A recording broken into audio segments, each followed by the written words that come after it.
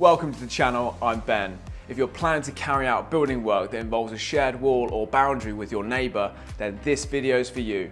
Today we're talking party wall agreements. Specifically, what is it, when do you need it, how long does it last, and can you do it yourself? Let's get into it. What is it?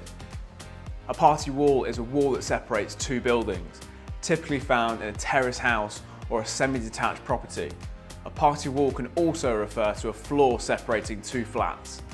A party wall agreement is a legal agreement between you and your neighbour.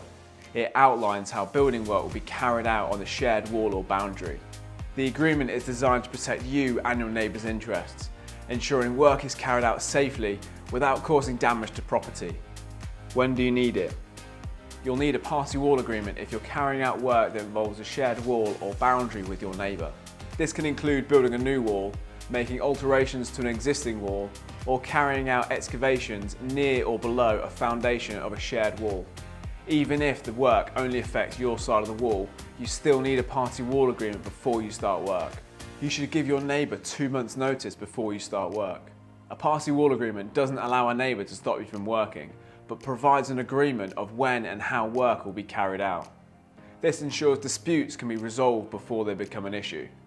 How long does it last? A party wall agreement will last for as long as the wall stands for. Should the wall be damaged or demolished, a new agreement will need to be negotiated. The terms of a party wall agreement can also specify the time frame for the completion of the work. Can you do it yourself? The short answer is yes, you can draw up a party wall agreement yourself. People have and do come to gentlemen's agreements, but it's not recommended. You should get a written agreement and formalise it in a legal document to avoid any disputes. The cost of a party wall surveyor falls on the party wanting to undertake the work. A party wall surveyor is impartial and will seek to resolve any disputes fairly.